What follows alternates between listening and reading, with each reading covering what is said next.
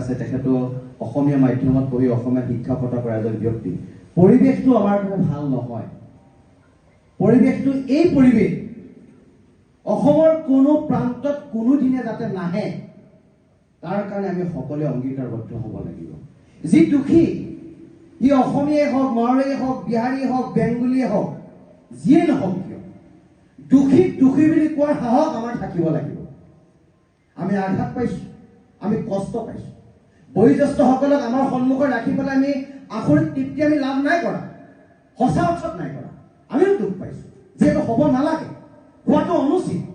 কিন্তু পৰিস্থিতিৰ তাগিদা, ৰাইজৰ উৎসাহ, ৰাইজে কৈছে নহয় এইটো কাম কৰিব লাগিব, এই কামটো কৰিলেহে হ'ব। মই পুনৰবাৰ কৈছোঁ, মই ভোলে বাবাৰ শ্ৰীচৰণে সেৱা কৰি কৈছোঁ যে শিৱসাগৰে শান্তিৰ সম্প্ৰীতিৰ কথা কয়, সমন্বয়ৰ কথা কয়। সমন্বয় সম্প্ৰীতিৰ স্থলীত যাতে এনেকুৱা ঘটনা, পৰিঘটনা, দুৰ্ঘটনা অনাদি অনন্ত কালৰ কাৰণে নাহক তাৰ কাৰণে আমি কৈছোঁ। আৰু সকলোৱে অ' হৰি অ' ৰাম বুলি কৈ আপোনালোকে একো ক'ব নালাগে, এনেকৈ থাকক, সেৱা কেতিয়াও কৰিব নালাগে। কোনো নহয়, আমি চব একেই মানুহ।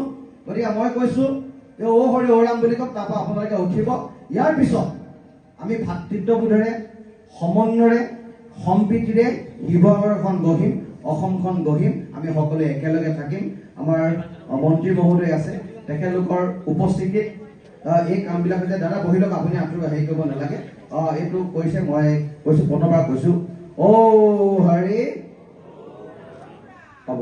আপোনালোক উঠক। দাদা একো নাই, আজিৰ পৰা শিৱসাগৰ ব্যৱসায়িক প্ৰতিষ্ঠানসমূহ খোলা থাকিব আৰু কোনেও যাতে ইয়াৰ সুযোগ আৰু সুবিধা লৈ কোনেও যাতে ব্যৱসায়িক গোষ্ঠীক পইচা পাতি ডিমাণ্ড নকৰে, সেই কথা 30টা সংগঠনৰ নেতৃত্বই কিন্তু বিচাৰ বিশ্লেষণ কৰিব লাগে।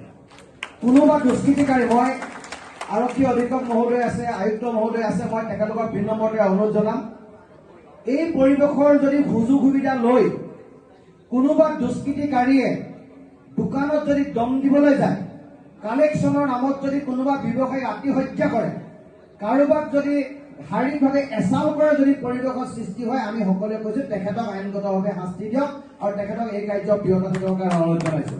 আৰু আমি শিৱসাগৰৰ প্ৰতিজন নাগৰিকে এই ধৰণৰ পৰিৱেশ আমি কামনা নকৰোঁ আৰু আমি ভগৱানৰ শ্ৰীচৰণে সেৱা কৰিছোঁ যাতে এনেকুৱা পৰিৱেশ নহওক।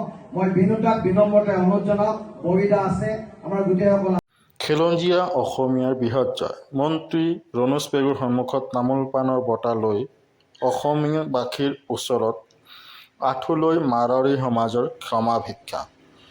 অনা অসমীয়া দুষ্কৃতিকাৰীৰ হাতত শোষিত কিশোৰীগৰাকীৰ বাবে মাৰোৱাৰী সমাজৰ 2 লাখ টকাৰ অনুদান।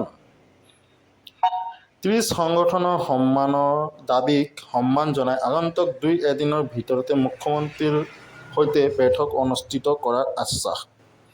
তৃতীয়জন আক্ৰমণকাৰীক অজয় লাহোটিক শীঘ্ৰে গ্ৰেপ্তাৰৰ বাবে আৰক্ষী প্ৰশাসনক নিৰ্দেশ মন্ত্ৰী ৰণোজ পেগুৰ। কিশোৰী আক্ৰমণকাৰী দুষ্কৃতিকাৰীৰ বিচাৰ প্ৰক্ৰিয়া ফাষ্ট ট্ৰেক আদালতত কৰাৰ ঘোষণা মন্ত্ৰী ৰণোজ পেগুৰ।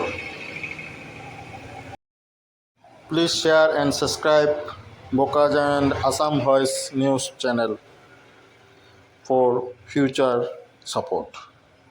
Please support the channel and we are achieve our goal, new